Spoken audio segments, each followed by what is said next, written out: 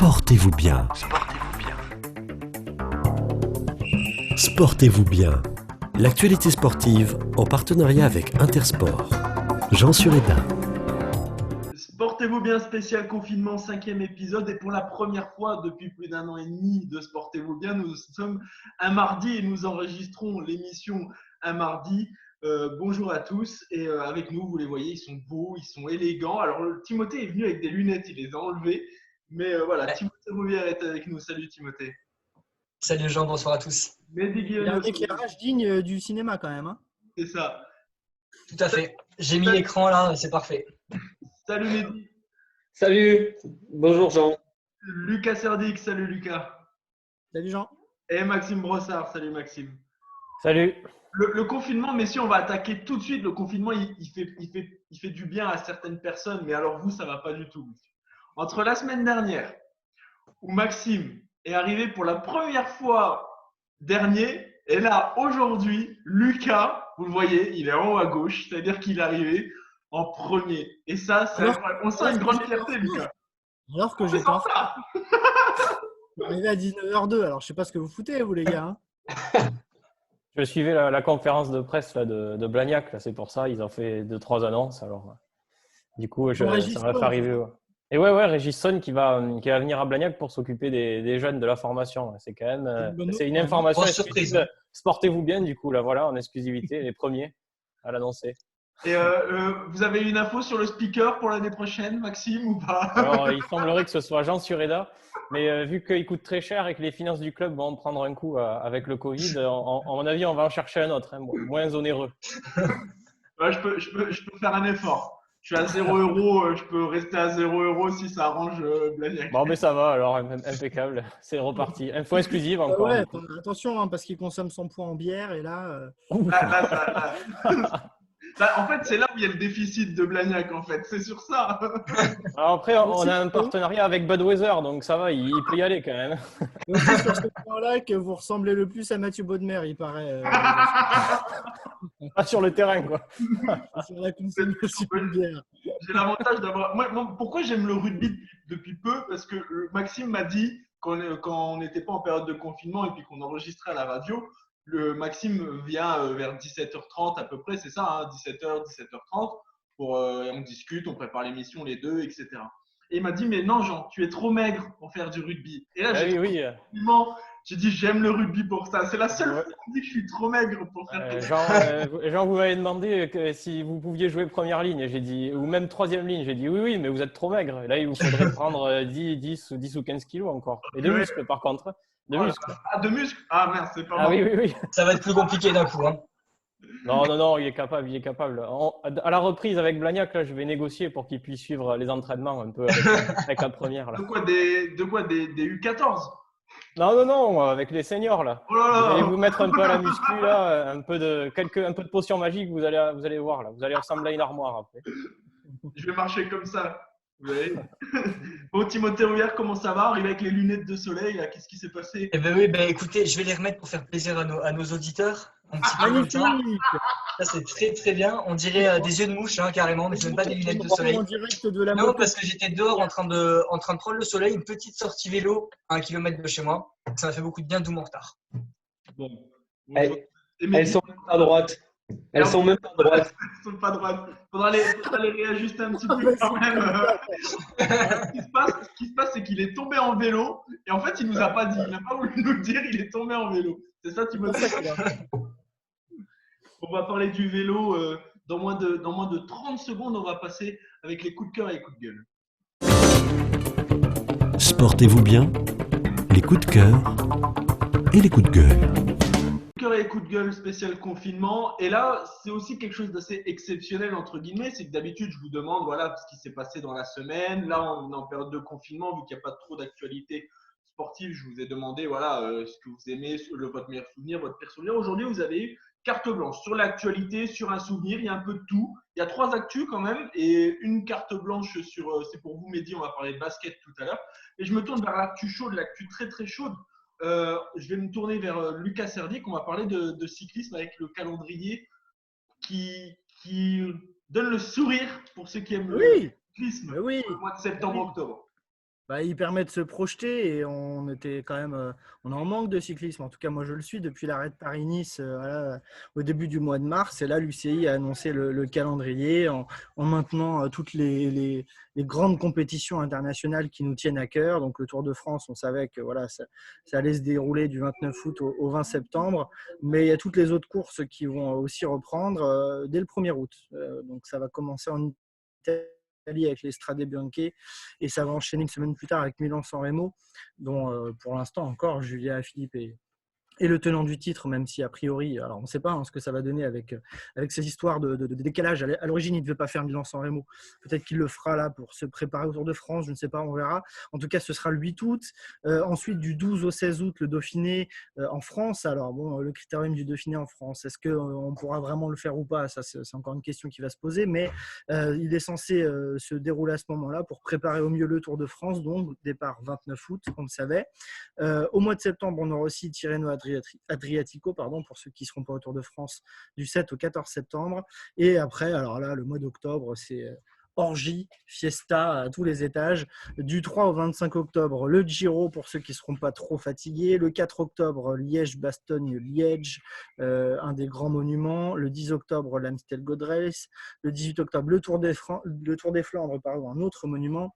La Vuelta qui va enchaîner après à partir du 20 octobre jusqu'au 8 novembre. Alors, une arrivée de la Vuelta le 8 novembre, on va voir ce que ça va donner, mais ça risque d'être épique. Le 25 octobre, Paris-Roubaix et le 31 octobre, le Tour de Lombardie. Donc, on a un espèce de condensé là sur un mois de ce qui nous tient d'habitude, sur 2 mois, on va dire, de ce qui nous tient d'habitude quasiment toute la saison cycliste. Donc, je ne sais pas. Je ne sais pas ce qu'on va faire parce qu'en plus, à ce moment-là, il y aura certainement du foot, du rugby aussi à foison et puis peut-être du tennis à foison. Il y a Roland-Garros qui doit se passer à peu près à ce moment-là aussi. Où est-ce qu'on va pouvoir donner de la tête? Je vous le demande, messieurs, qu'est-ce qu'on va bien pouvoir faire? Sportez-vous bien. La rentrée 2020, sportez-vous bien. On va tout de suite être dans le bain pour le début. Ça me donne le sourire. C'est ça, exactement. Timothée Rouvière voulait réagir là-dessus. Gros calendrier pour les cyclistes. Très gros calendrier. C'est vrai qu'on est un petit peu partagé. Moi, dans un premier temps, j'ai été assez mitigé. Je trouvais ça hyper intéressant et je partage totalement l'avis de Lucas. Enfin, on a du sport, on va avoir du sport au gogo. Le cyclisme va revenir et ça va être super pour le public et pour le peloton qui commence vraiment à s'embêter. Mais après, c'est vrai que le fait de tout condenser et tout mettre quasiment au même moment, il va avoir des choix. Donc, il y aura des courses, je pense notamment à la Volta et au Giro, qui vont peut-être être délaissées par certains favoris, ce qui offre quand même un très gros plateau sur le Tour de France. Et ça, c'est intéressant, etc. pour le suspense. Mais je crains un peu qu'il y ait des courses au rabais et qu'il y ait des choix entre les courses. Et je trouve ça un peu dommage. Peut-être qu'il aurait fallu enlever 2-3 courses, mais il y en a aussi qui auraient râlé. Donc, c'est vrai que c'est une situation difficile et tout. On attend de voir comment ça va se passer. En fait, ce qui va se passer, c'est que les très, très gros qui visent le général des grands tours vont se taper dessus au Tour de France et ensuite, ils vont se taper dessus sur les grandes classiques et le Giro et la Vuelta seront sans doute réservés aux sprinteurs et aux jeunes aux dents longues, on va dire, ceux qui, de toute façon, ne visent pas encore de classiques et qui voudront se faire la main un petit peu sur des grands tours, mais voilà. Ils n'auront peut-être pas pu aborder en tant que favori ou en tant que leader jusque-là. Ça va donner une saison cycliste très débridée. Et ça, alors moi, je signe tout de suite, quoi. Mehdi Guillaume.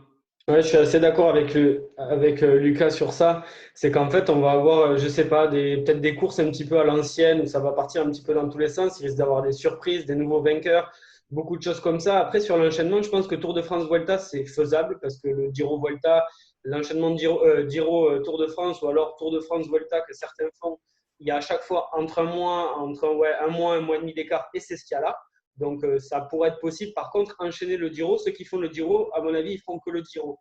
Donc, oui, parce que la Vuelta commence quand le Giro n'est pas fini. Hein. Non, ça sera. Non. Il y a 5 jours en commun. Entre deux. Oui. Et oui, il y a 5 jours en commun. Donc, à part les sprinteurs qui auront abandonné tôt et qui voudront se tailler 1 ou 2 étapes de Vuelta, les grimpeurs, c'est Giro ou Vuelta. Ils n'ont pas le choix. C'est ça. Il va falloir faire des choix, mais je pense qu'on va assister à des choses assez uniques. Et écoutez, si les coureurs l'acceptent, je vais dire physiquement, mentalement, etc., parce que ça sera très dur comme enchaînement, ben, pourquoi pas. Et on risque aussi de voir des équipes fluidité sur certaines courses parce que justement, le fait d'enchaîner les calendriers, les gros coureurs, les grosses équipes ne pourront pas forcément enchaîner toutes ces courses-là. Et peut-être que, notamment sur le Tour de France, j'en sais rien, on verra des équipes qu'on n'a pas l'habitude de voir sur ces grandes courses. Timothée Roubière en 20 secondes. Oui, pour rebondir sur ce que dit Lucas et Mehdi, moi je suis tout à fait d'accord. C'est vrai que ça va permettre surtout à nos Français. Je pense à Romain Bardet qui a eu une saison dernière compliquée. Oui. Il y a Guillaume Martin, il y a les sprinteurs français qui sont un peu en manque de confiance. Nasser Bouhanni, Brian Coquard et Arnaud Desmar qui vont pouvoir, qui seront moins confrontés à une grosse concurrence et qui pourront aller chercher des bons résultats et se préparer pour les Jeux Olympiques 2021. Oui, parce que les Jeux Olympiques sont bien évidemment décalés. Gardez la parole, Mehdi, vous l'aviez il y a une trentaine de secondes. Alors, si Lucas, Maxime et Timothée ont choisi une actualité chaude pour les coups de cœur et les coups de gueule, vous avez utilisé votre carte blanche et vous avez choisi un sportif qui, pour vous, illustre le mieux un club. On va partir aux États-Unis, on va partir à Miami. Et on va parler de basket, bien évidemment. Exactement, on va parler de Dwyane Wade. Et je tiens à signaler que je suis le seul à avoir respecté la consigne de base de ce que vous aviez proposé. Donc, je suis le seul à être parti là-dessus parce qu'on était parti sur un sportif qui incarnait une équipe, une franchise et voilà, qui l'incarnait le mieux. Donc, je suis le seul à l'avoir respecté. Et félicitations, Mehdi, c'est vous le meilleur. Vu que vous voulez que je dise ça, eh ben, je vous le dis. Ça, c'est la vengeance de la semaine dernière, messieurs, sur le bon anniversaire et tout. C'est la vengeance. Alors, félicitations, Mehdi. Je suis très fier de vous. Allez-y. Je suis vache pour le faillot dans cette émission. Je ne vais pas dire non. Donc merci, Jean. Allez-y. De Dwyane Wade qui incarne le Miami Heat. On était parti là-dessus. Donc, quelqu'un qui incarne son équipe, sa franchise. Là, dans ce cas-là, on pourrait se dire qu'à NBA, il y en a plein. Mais en général, dans les grandes équipes, il y a eu plusieurs grands joueurs. Quand on prend les Lakers, il y a eu Magic Johnson, il y a eu Kobe Bryant, par exemple. Donc, il y en a deux. Il n'y en a pas qu'un. Alors, c'est pour ça, par exemple, que j'ai pris Miami et Dwyane Wade parce que c'est une franchise qui est très récente, qui date de la fin des années 80. Donc, c'est une des dernières franchises à être arrivée en NBA. Elle n'a pas forcément connu les succès, même si elle a progressé dans le temps. Le seul joueur, je ne sais pas, ceux qui ne suivent pas la NBA, l'autre joueur emblématique du Miami, c'est Alonzo Mourning, alors qui est champion aussi en 2003, même s'il était en fin de carrière. Mais je ne suis pas sûr que la plupart d'entre vous, vous connaissiez forcément bien Alonzo Mourning. Et pourtant, quand on vous dit Miami Heat, on pense de suite à Dwyane Wade. Et donc, voilà, il est arrivé en 2003 dans cette franchise. Il a été pris au 5e choix. Il est 3 fois champion NBA avec Miami. Il a participé avec un dirigeant aussi qui est Pat Riley et un entraîneur qui est Eric Spoelstra à mettre cette équipe sur la carte. Et en fait, Miami est devenu passer d'une équipe de petits nouveaux qui était plutôt une équipe de losers, etc., à l'une des places fortes de la NBA.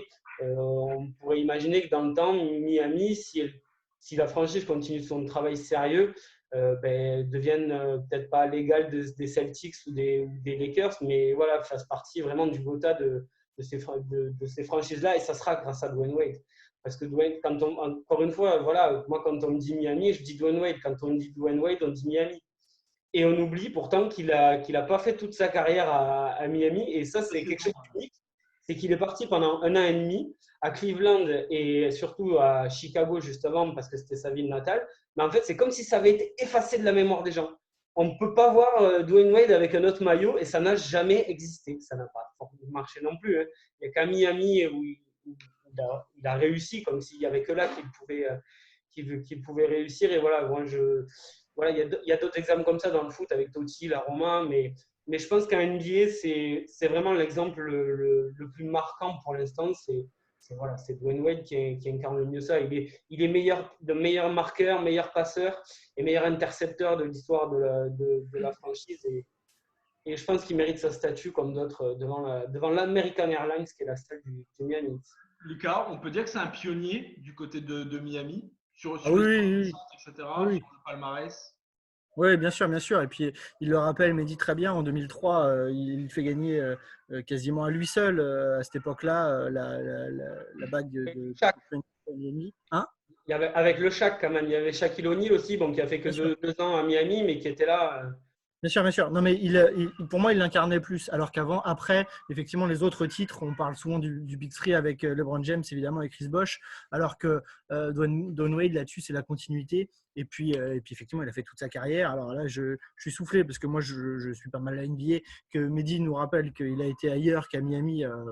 Effectivement, comme il dit, ça a effacé de ma mémoire. Jamais j'ai eu l'impression que c'était vrai, ça. Voilà, moi qui suis la NBA depuis 15-20 ans. Aussi, pour moi, il n'y a que un mec comme Dirk Nowitzki qui marque un petit peu Tim Duncan, évidemment, aussi, mais il était autour de deux autres monstres aussi. Et puis Dallas, c'est une plus grosse histoire aussi pour Dirk Nowitzki. Bon, bref, je le rejoins tout à fait. Dwayne Wade de Miami, c'est indissociable, bien plus que tout le reste. Et c'était un joueur magnifique, spectaculaire, efficace, tout ce qu'il faut, même si il a joué des sales tours aux Spurs et que je lui en veux toujours pour ça. C'est vrai que vous en avez parlé de cette finale NBA avec Miami. Ah non, mais là, oui, non, mais lui limite, c'est pas lui le plus fautif dans cette histoire. Je lui en tiens pas. Puis Dwayne Wade, il faut juste signaler un truc, c'est que c'est un mec qui est adoré. C'est un mec qui est respecté partout. Et s'il y a eu le trio avec, comme vous le disiez, Lucas, LeBron James et Chris Bosh, c'est parce que ce mec-là, en fait, il est capable de rassembler tout le monde. Il fait l'unanimité partout. Voilà, il a réussi à… On a l'impression que c'est un citoyen de Miami, mais c'est un gamin qui est de Chicago. C'est un enfant de Chicago. Il a toujours été de Chicago. Et pourtant, on a l'impression qu'il est né à Miami. Il a tellement fait de choses à Miami aussi pour la ville, etc. C'est une légende pas seulement du Miami, mais de la ville tout entière, voilà, de par son charisme et sa gentillesse. J'ai été mauvaise langue, messieurs, et je m'en excuse auprès de Timothée Rouvière, parce qu'en fait, Timothée Rouvière a aussi choisi un joueur d'un club, donc je suis vraiment désolé. Donc félicitations Timothée d'avoir écouté le chef. Merci. Mais avant, je me tourne… tout seul, en fait, c'est ça le truc. C'est ça, mais avant je me tourne vers Maxime Brossard parce que là on va mettre les gants, quoique on va partir sur du sport de combat comme souvent avec vous Maxime Brossard, on va parler de l'UFC. Ouais, mais du coup je vais être un des premiers chroniqueurs finalement à faire ma rentrée puisque ça reprend donc dès ce week-end l'UFC, ce sera l'UFC 249, voilà. Je vous l'annonce déjà, donc ce sera sur RMC Sport 4 dans la nuit de samedi à dimanche. Ça va commencer à 2h du matin. Je vous dis que ça commence à 2h du matin et je ne vous donne pas l'heure de la main card du combat principal parce que tout simplement la programmation est exceptionnelle. On parle d'un des plus gros événements de l'histoire de l'UFC. Donc, ça va se passer à Jacksonville, donc c'est une ville en Floride, on n'est pas loin de Miami justement. Et en fait, donc ce sera bien sûr à huis clos, ce sera retransmis. Voilà, il ne pourra pas y avoir personne d'autre à part les combattants, les arbitres et les staffs. Tout le monde va être testé avant. Ça va être un dispositif un peu exceptionnel. Rapidement, pour vous parler donc de la carte qui est exceptionnelle justement. Comme le dispositif, il va y avoir donc le combat principal qui va opposer Tony Ferguson à Justin Gaethje. Tony Ferguson, voilà, il devait affronter le célèbre maintenant Khabib Nurmagomedov, qui avait vaincu Conor McGregor et qui est donc le roi de la catégorie des légers et des welter, pardon. Et donc du coup, il va finalement affronter Justin Gaethje puisque à cause des restrictions, Nurmagomedov ne pourra pas se déplacer aux États-Unis. Donc, c'est quand même un combat qui va être très alléchant en fait entre, on va dire, deux combattants complets puisqu'ils sont à la fois strikers et à la fois lutteurs. Donc, ça promet de taper dans tous les côtés. Surtout que Tony Ferguson, en fait, lui, c'est vraiment ce type-là. C'est vraiment le combattant, pour moi, le plus imprévisible, le plus impressionnant de tout l'UFC. Donc, je vous invite à regarder le combat et même ou l'highlight une fois que ce sera fini parce que je pense que ça va être un feu d'artifice. Ajouté à ça, en fait, il va y avoir d'autres grosses affiches. Il y aura notamment le franco-camerounais en poids lourd Francis Ngannou. Je ne sais pas si vous connaissez. L'équipe, notamment, avait fait un reportage sur lui. Il avait fait l'équipe Export qui était pas mal fait. Voilà, il va combattre en lot. Il va faire son retour. Il y aura aussi, alors là, pareil, c'est un athlète qui, pour moi, n'est pas assez mis en lumière, mais c'est pour moi l'un des meilleurs combattants de ce début de siècle, j'ai envie de dire carrément, c'est Henry Cejudo. Il n'est pas connu, en fait, voilà, mais tout simplement, il est champion olympique de lutte, rien que ça, en 2008, et il est détenteur de 2 ceintures de UFC, c'est-à-dire il est champion dans 2 catégories différentes. Donc, c'est assez exceptionnel. C'est un gars qui est capable de tout faire. Pas trop fort, le gars, pas trop fort. Ouais, c'est un palmarès incroyable et une histoire aussi assez exceptionnelle. Voilà, lui, il va se battre contre un ancien, Dominique Cruz. Ça me fait penser d'ailleurs à vous le dire, puisque Dominique Cruz est devenu journaliste il y a quelques temps. Et donc, ça fait quelques moments qu'il commentait les combats, qu'il était comme nous, quoi, qu'il était commentateur. Et il s'est dit, ben, allez, je vais me relancer dans le MMA, dans le combat. Et du coup, il a défié Cerudo et donc le combat va avoir lieu. Donc, on va voir si notre confrère va s'imposer. Je mise pas gros sur lui, mais bon, on va bien voir, quoi. J'ai une question pour vous. Est-ce que vous êtes en train de nous dire, puisque vous parlez souvent, très souvent dans Sportez-vous bien du UFC, que vous allez bientôt être dans la cage? Ah non, c'est impossible. Impossible. Là, j'ai jamais fait de sport de combat. Je suis juste un observateur. Donc, il faut avoir vraiment du courage là. Et puis là, c'est risquer sa vie. Là, c'est même pas ne serait-ce qu'aller dans la cage, quoi. Ça va être compliqué. Pour revenir sur cet événement, le fait que ce soit à huis clos, ça risque de changer beaucoup pour les sportifs, bien entendu. Ben oui, forcément. Surtout quand on connaît l'ambiance et l'atmosphère qu'il y a autour des combats, quoi. La foule qui crie quand il y a un coup. Le présentateur, ne serait que le présentateur, Buffer, qui est un présentateur qui est très connu avec sa voix retentissante. Voilà, il va manquer. Mais finalement, le fait que la carte, qui est assez impressionnante avec tous ces combattants, je pense, va compenser un peu. Et oui, pour finir aussi, il y a Donald Cerrone, vous savez, dont j'avais parlé la dernière fois, qui avait été vaincu par McGregor par KO. Que je vous disais que c'était le cow-boy là, du Colorado qui ne fait jamais aucun combat. Et bien, le gars a pris un KO et puis bon, ben voilà, on va dire même pas 2 mois après, il est déjà de retour. Il est prêt à en prendre un autre. Il a accepté le défi de Pettis, qui est un combattant qu'il avait déjà affronté. Et pour dire, il avait déjà perdu contre ce gars-là par KO. Mais bon, juste comme le gars l'a défié, ben, il a dit, bah allez, c'est parti, on s'en fait une. Donc, il va être là et ça va être un feu d'artifice. Ouais. Moi, je fais une annonce exceptionnelle. Si quelqu'un veut combattre contre moi, bah on fait tout le Sportez-vous bien contre un combattant professionnel. On parle là-dessus ou pas? Voilà. Oh, je pense qu'on n'aura aucune chance. Lucas. Non. Justement, merci les garçons. Vous voulez dire quoi, Mehdi, pardon? Non, je sais pas. Je pense que Céneron, on peut les compter sur les doigts d'une main avec tous les KO qu'il a fait, le pauvre. Ouais, il va faire ça sera un sale vieux, je pense. Mais bon, ça sera un sale vieux riche, comme on dit. Il aura des sous, donc il pourra se soigner, quoi. Merci beaucoup, Maxime. Là, je me tourne vers le dernier. Le meilleur pour la fin. J'essaye de me rattraper comme ça. Timothée, bien évidemment. Vous avez choisi, vous aussi, un sportif qui illustre un club. Et là, on est à Toulouse. Portez-vous bien. Et vous êtes allé juste à côté, au Stade Toulousain, avec Maxime Médard. Mais oui, on fait dans le local et avec Maxime Médard qui est au Stade Toulousain. Et puis, il est né à Toulouse. Il a commencé dans les équipes de jeunes, alors de Blagnac juste à côté de Toulouse et ensuite au Stade Toulousain. Il est là depuis 2004. Il a 33 ans. Et ben moi, je considère que c'est un enfant du club comme il y a peu. Comme je disais, il est arrivé au Stade Toulousain en 2004. Il a commencé son premier match, c'était contre Castres en octobre. Premier match, premier ballon touché, premier essai. Donc, la voie du succès est déjà toute tracée. Maxime Médard, c'est 83 essais en 250 matchs de top 14 et 23 essais en 76 matchs de Coupe d'Europe. Donc, le palmarès est assez dingue. Il a gagné 4 titres de champion de France avec Toulouse, le dernier l'année dernière, 2 fois titre de champion d'Europe.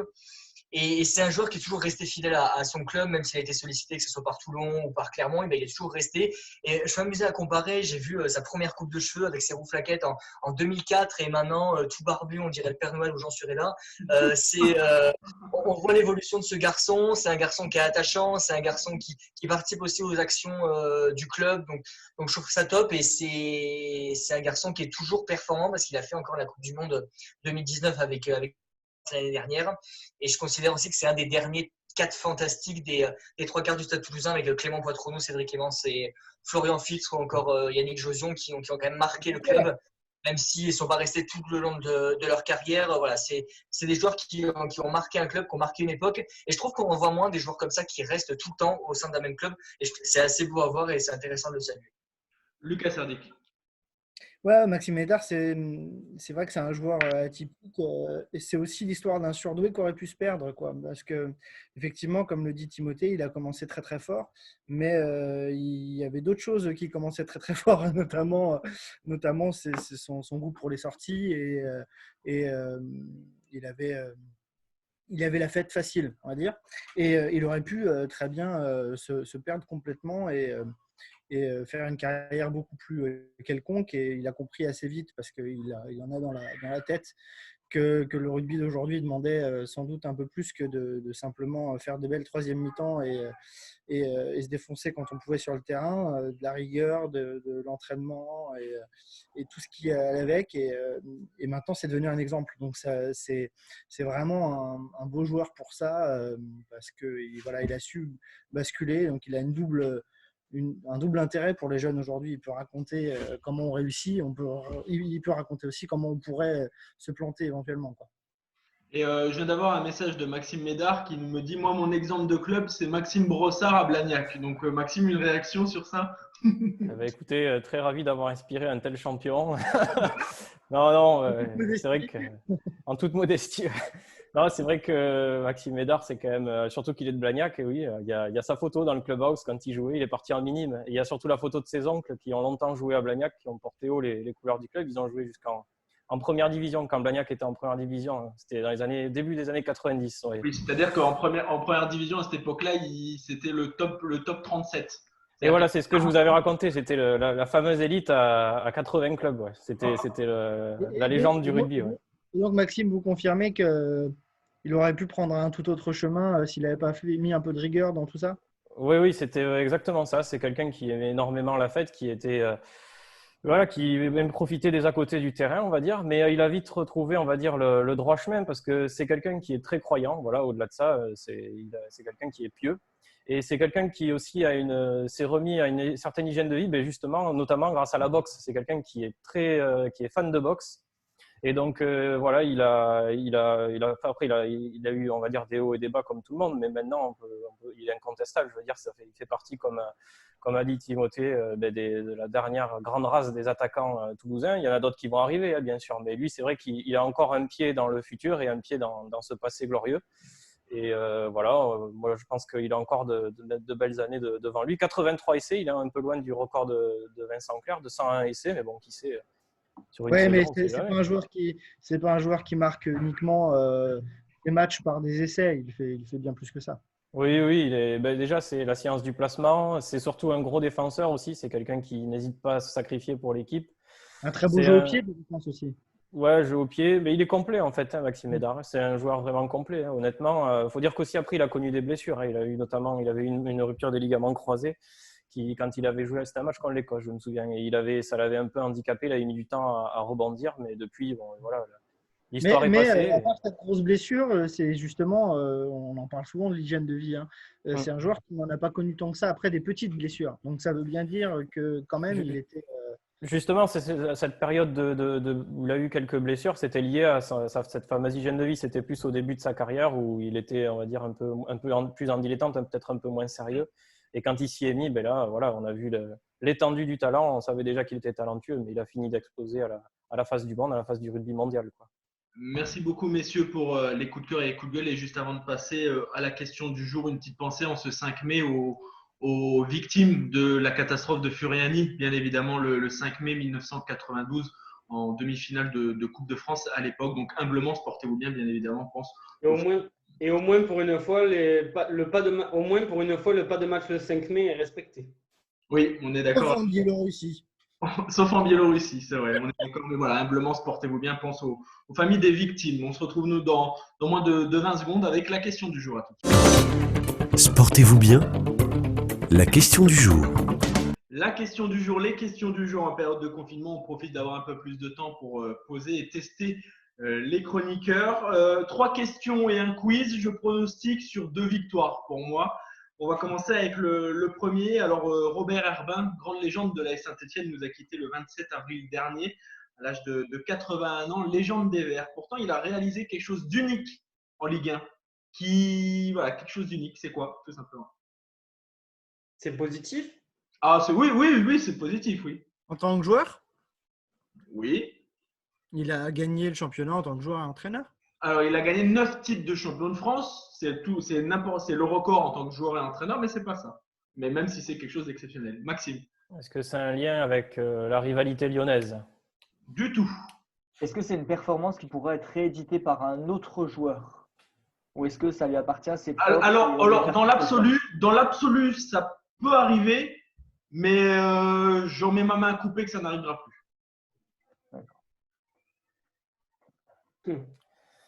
Est-ce que c'est un rapport avec sa coupe de cheveux? Par exemple, cette question, je suis sûr que je vais vous piéger là-dessus. Vous voyez, je suis serein, je suis détendu. Alors, c'est rien à voir avec la coupe de cheveux. Est-ce que c'est un truc qu'il a fait en tant qu'entraîneur, en tant que joueur ou en tant que les deux en globalité, quoi? Ouais, les deux en globalité, ouais. C'est le premier joueur qui a un centre d'entraînement à son nom. Non, du tout. Est-ce que c'est par rapport à un record, tout simplement? Est-ce qu'il détient un record? Non, bah, il détient le record parce que c'est unique. Il est le seul à avoir fait. Il est le seul à avoir fait ce qu'il a fait. Ah oui, le seul en France. En Europe, ça a peut-être dû arriver, mais on va dire que là, si on parle des 5 grands championnats, il doit avoir lui, puis peut-être un gars. Mais voilà. Enfin, est-ce qu'il n'a pas genre marqué le premier, le millième but de son équipe dans l'histoire du championnat? Non, Maxime. Est-ce que c'est en lien avec sa carrière de joueur ou avec sa carrière d'entraîneur? Un peu des deux. Sa statue? Non. Il vous reste 1 minute 30. Je me marre.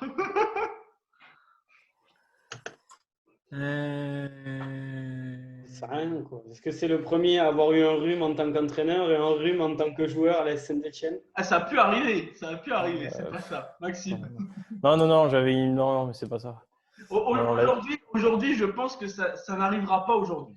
C'est quasiment impossible que ça arrive aujourd'hui. Maxime. Je sais qu'il a arrêté d'être entraîneur très tôt, d'être joueur très tôt. Est-ce que c'est en lien avec ça? C'est-à-dire que la première année où il a été entraîneur, il a été champion?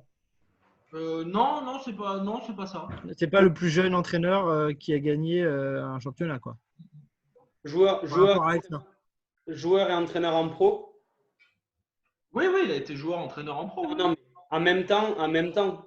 Ah oui. Non, il a pas été en même temps, il a arrêté, il est devenu entraîneur. Voilà. Il vous reste 30 secondes. Par rapport avec l'âge ou pas? L'âge, non, l'âge, peu importe. Est-ce que c'est par rapport à une innovation qu'il aurait faite ou quelque chose qu'il a créé? Ah, c'est innovant puisque c'est unique, mais c'est pas. Ça, tes réponses, ça. Mais c'est une performance sportive ou pas? Oui. Il était quel poste déjà? Mais vous allez m'insulter. Hein. Vous allez m'insulter. Est-ce que c'est en lien avec ses méthodes d'entraînement? Et que tu nous as donné 0 indice sur Eda. Alors là, je vais il reste t'insulter. 4, 3, 2. Attends, mais une dernière question. Laisse Maxime Dernière terminer. question pour Maxime. Est-ce que c'est en lien avec ses méthodes d'entraînement ou Du tout. Et là, c'est terminé. Et là où vous allez m'insulter, c'est qu'en fait, vous avez quasiment dit la réponse. Parce qu'en fait, vous avez dit c'est en rapport avec entraîneur, joueur. Je vous ai dit les deux. Et Mehdi a dit entraîneur-joueur en même temps. Je vous ai dit oui, pourquoi pas. C'est tout simplement le premier entraîneur-joueur buteur du championnat. C'est-à-dire qu'il a terminé sa carrière avec la Saint-Etienne en 72. Attendez, là, M. Sureda, il fallait me contredire quand j'ai dit qu'il avait arrêté d'être joueur et qu'il était devenu entraîneur après. Ah bah non, ça c'était une discussion avec Mehdi, pas avec moi. Non, d'un moment, Sureda, vous déconnez trop. Arrêter là, par contre. Et en fait, il a été entraîneur de la Saint-Etienne. C'est pas que vous gagnez à chaque fois, quoi. Il a été entraîneur de Saint-Etienne en 72 et en 1975, il est toujours entraîneur de la Saint-Etienne. Et lors du dernier match contre l'Estac de Troyes à Geoffroy Guichard, il se fait entrer en jeu en tant que défenseur central 3 ans après sa retraite.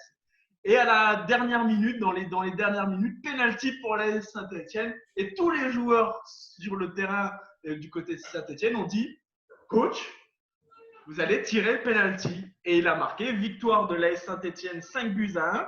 Et il a marqué un but en tant qu'entraîneur, joueur. Là où je vous ai dit que ça peut arriver, oui, un joueur peut être embauché en tant qu'entraîneur. Et puis, par exemple, Vincent Kompany, il peut le faire. Mais Non, mais Nicolas Anelka a dû le faire en Chine. Hein. Mais attends, le record, c'est quoi sur Eda? C'est que c'est le dernier à avoir fait ça? C'est le seul en France. En France? Ah ouais, parce qu'en Europe, il y en a eu plein. Hein. Oui, c'est pour ça que je vous ai dit qu'en Europe. À Chelsea notamment. C'est pour ça que je vous ai dit qu'il y aurait pu Dans les années 90. Et moi j'aurais pu le faire l'année dernière. J'étais entraîneur de l'Hersoise et de temps en temps, quand il y avait pas de joueurs, je me faisais entrer en jeu. Ouais, non, mais quand on dit entraîneur-joueur, c'est vous entraînez les seniors. Vous ne jouez pas avec les U14, j'espère, hein, parce que sinon, c'est facile. Non, mais en ce moment, il y a quand même un mec qui est capable de marquer et qui, à mon avis, a marqué des buts et qui est entraîneur-joueur, c'est Wayne Rooney. Ah oui, c'est vrai, ouais, à Derby County, ouais, exact. Et puis Zidane aussi, je pense que Zidane, sur un petit coup franc comme ci, comme ça, il peut le faire quand même. Mais fin des années 90 à Chelsea, j'ai un doute sur l'identité du joueur. Je me demande si c'est pas Zola, mais il faudra que je vérifie. Peut-être. Il y avait un Mais entraîneur en France, c'est le seul. Donc voilà pourquoi je me marrais, c'est que en plus première question de Lucas, c'est avec joueur. Ben oui, c'est en lien avec en étant joueur. Entraîneur, ben oui, c'est en lien avec l'entraîneur. Donc c'est pour ça. Donc une victoire pour Sureda, c'est fantastique. Non, mais mais il est drôle de compter ses victoires. Il a les réponses sous les yeux. Lui. Il a oublié que le but du jeu, c'était quand même contre eux, quoi. Oui. Ah bah oui, mais là, allez, vous allez sûrement trouver, là je pense que vous allez trouver la prochaine question. Comme d'habitude, une question Jeux Olympiques, parce qu'on le rappelle que normalement, cet été, il y aurait dû y avoir des Jeux Olympiques. Et c'est une question, je vais formuler la question et Lucas va me dire, c'est trop large et machin. Edouard Eigan est décédé à 70 ans en 1967, mais c'est l'une des légendes des Jeux Olympiques. Pour quelle raison? C'est par rapport à un nombre de médailles qu'il a gagné. C'est en lien avec des médailles, oui. Vous pouvez répéter l'année? Il faudrait répondre les questions parce que je n'écoutais pas la suite. Non, il n'y a pas d'année. Je vous ai dit, Lucas, Edouard Eigan, qui est décédé en 1967 à 70 ans. Petite parenthèse, il est né un 26 avril. Est dans la légende des Jeux Olympiques. Il a réalisé une performance incroyable. C'est le seul médaillé d'or qui est né le même jour que Jean Sureda. Non, pas il est de quelle nationalité? Il est américain. Et il a participé qu'une seule fois à des JO? Non, plusieurs fois. Et quelle année on a une idée après? C'était quand? 1920, 1924, 1932, voilà. Il nous fatigue avec ces questions de JO des années 20 là. Maxime. Est-ce qu'il a été médaillé dans plusieurs disciplines? Eh ben, c'est déjà la bonne réponse. Mais alors, ce qui est plus fort, c'est pas que c'est médaillé. Il est médaillé d'or. Je vais vous l'accepter. C'est juste ça? Non, oui, non. Et vous allez voir ce que c'est, mais je vais vous l'accepter parce que si C'est un sport d'hiver et un sport d'été. C'est un sport d'hiver. Il est champion olympique d'été, champion olympique d'hiver. Mais Lucas, si j'accepte pas ce que vient de me dire Maxime, vous allez venir chez moi, vous allez me taper. Donc, je suis obligé. Non, parce que là, c'était facile. Oui, franchement, c'était facile. Donc voilà, oui, voilà. Et en fait, il est champion. Et alors, les sports, et alors c'est là qui est marrant. Et hors antenne, vous avez parlé de bobsleigh, je crois, Timothée. Bah, ça doit être ça, alors. Il est champion olympique de bobsleigh à 4 en 1932 aux États-Unis, bobsleigh à 4. Et en 1920, il est champion olympique en Belgique de boxe en mi-lourd. Donc, il fait boxe et bobsleigh. Donc, c'est pile poil. Ça peut être Maxime Brossard, en fait, il faut le dire clairement. C'est le Maxime Brossard des années 20 et des années 30. Ouais, bobsleigh, je ne suis pas assez lourd pour avoir un intérêt, quoi, parce qu'ils sont costauds, les mecs du bobsleigh. Ah bah Lucas et moi, dans un bobsleigh, on est champion du monde, record du monde. Hein. Moi, je vous le Ouais, dis. bah attends, il y a la poussée avant, j'en suis arrivé là quand même. C'est ça. Ah mince. Donc voilà, c'est quand même une performance assez incroyable. Alors, il y a des médaillés sur été-hiver, mais c'est le seul à être champion olympique été et hiver en 12 ans d'intervalle. 1920, les Jeux olympiques d'été en Belgique. 1932, les Jeux olympiques d'hiver aux États-Unis. Il est double champion olympique dans 2 disciplines. Et les dates auraient dû nous aider. Et il m'a demandé les dates. Il a fait 1920. Il a fait 1924 en boxe 4 ans plus tard en tant que champion olympique en titre. Il s'est fait sortir dès le premier tour. Et 1932, ça aurait dû vous mettre la puce à non, parce que c'est 8 ans après. Oui. Donc c'est bizarre. C'est 1932. Bah, à l'époque, c'était sur. Je crois ça que aurait été 26, peut-être qu'on aurait eu là. Ouais, c'est bizarre ton truc. Mais c'est 1932 quand même. D'accord. Je tiens à vous dire juste que c'était pas Zola, mais c'était Gianluca Vialli qui était joueur de Chelsea en 98-99 avec un gros succès d'ailleurs. Quelle mémoire de Lucas Serdic. Non, c'est Wikipédia, merci. Fallait pas le dire. Faut pas le dire ça, Lucas. Faut surtout pas le dire. On va couper au montage. Pas du tout. D'accord. Allez, on va changer de sport et on va partir au tennis. On va partir à Roland-Garros. Maxime, déjà, il est là. Je me mets en mute. Non, c'est largement trouvable. C'est largement trouvable. Maxime, on va parler d'un joueur que tout le monde connaît, Stan Wawrinka, qui a aujourd'hui 35 ans, qui est suisse, bien évidemment, et il a réalisé quelque chose de fort. C'est toujours les mêmes questions, et je fais exprès, je vous promets que je fais exprès pour embêter Lucas. Il a fait quelque chose d'incroyable à Roland-Garros. Quoi donc?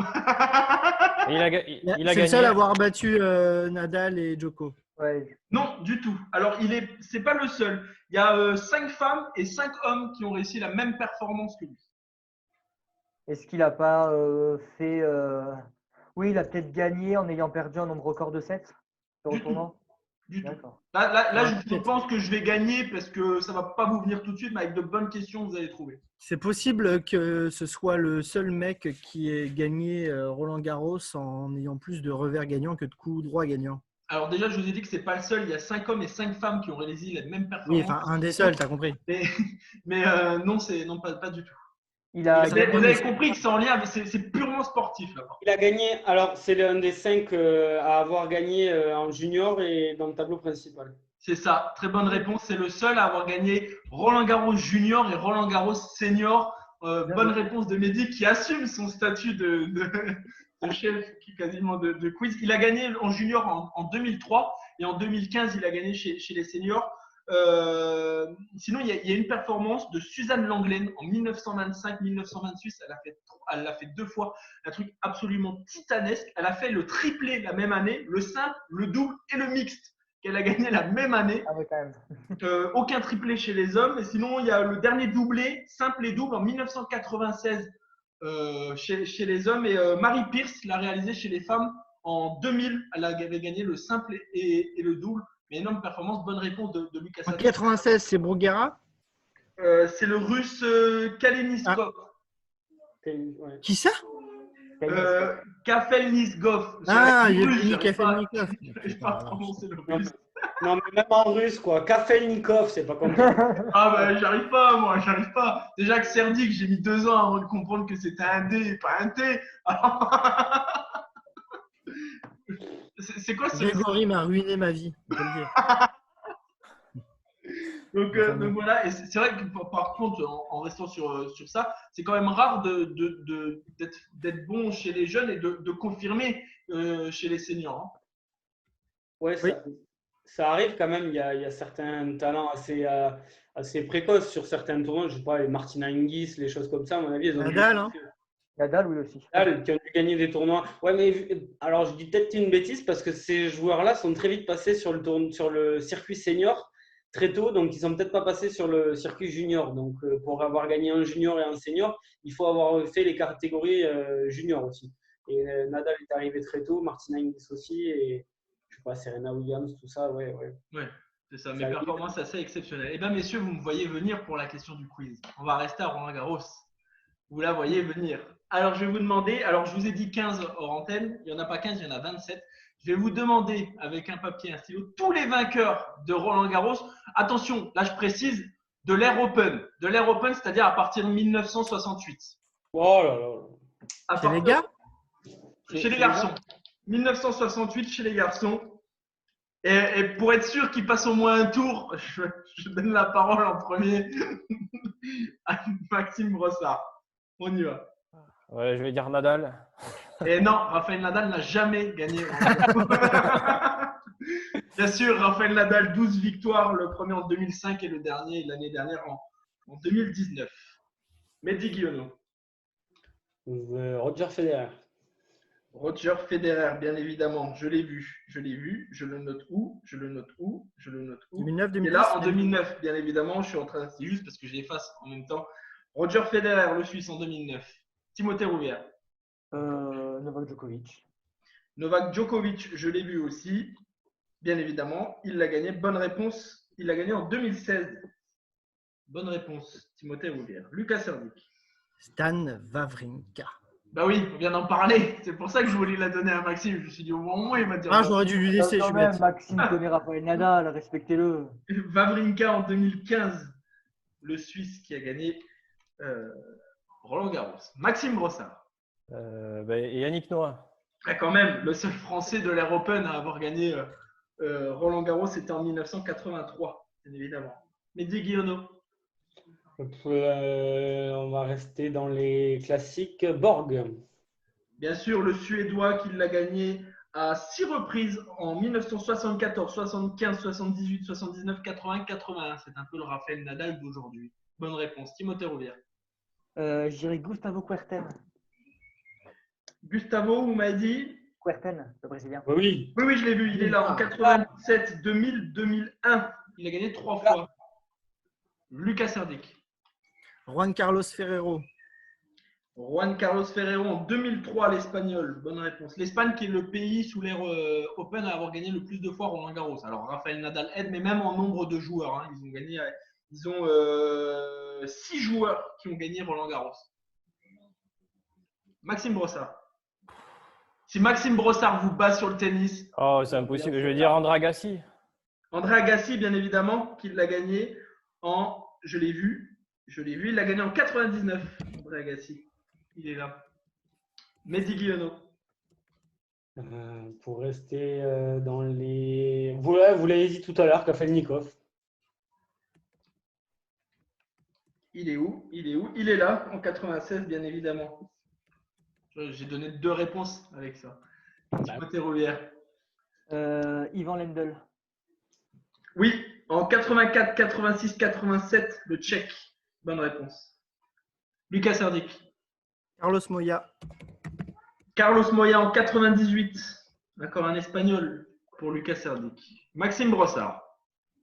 Et je vais reprendre ce qu'avait dit Lucas, là. Bruguera.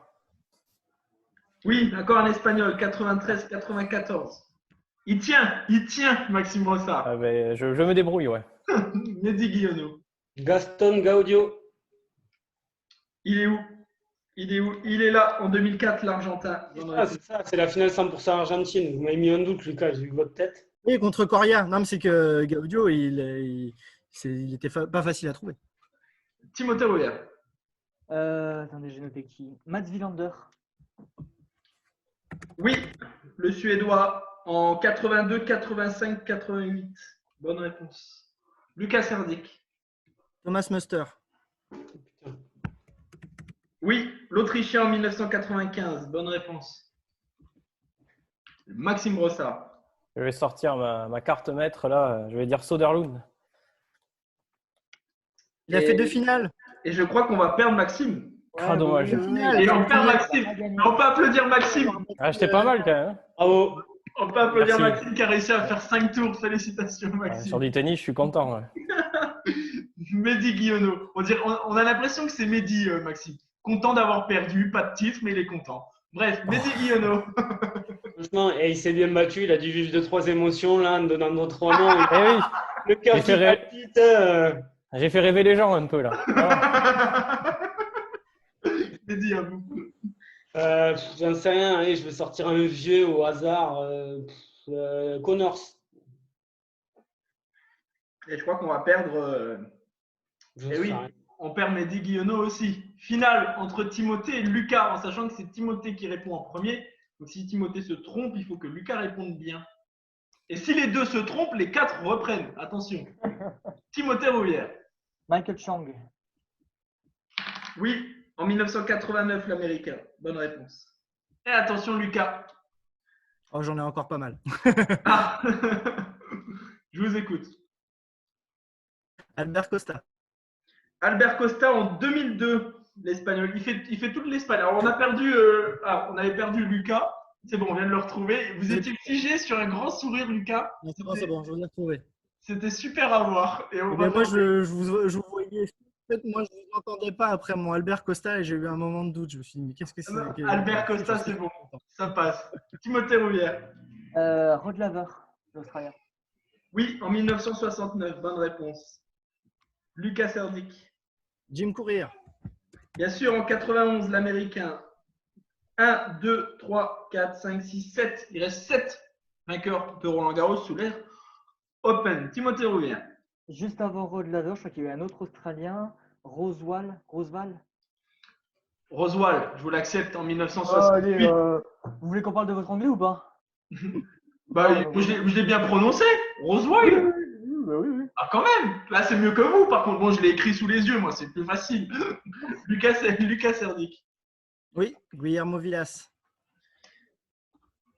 Oui, en 1977, l'Argentin. Bonne réponse. Timothée Rouvière. Le Tchèque Jan Kodes. Oui, en 70 et 71 pour le Tchèque. Bonne réponse. Là, je l'ai pas. Il vous en reste 4. Pardon, Lucas? Là, je ne l'avais pas. Je dirais Nastase, le Roumain. Oui, le seul Roumain à avoir. C'est dingue. On a autant de Ligue des Champions que la Roumanie pour le foot. On a autant que Roland-Garros ou l'European que la Roumanie. Si on va avant l'European, on en a quand même pas mal. Ah, mais si on va avoir l'European, en même temps, c'était réservé qu'aux Français. Heureusement qu'on gagne Roland-Garros. En 1973, le Roumain. Bonne réponse, Lucas. Mais c'est vrai qu'on dirait rien. Timothée Rouvière. Le seul Italien vainqueur de Roland-Garros, je dirais Adriano Panatta. Oui, en 1976. Bonne réponse. Attention, il en reste 2.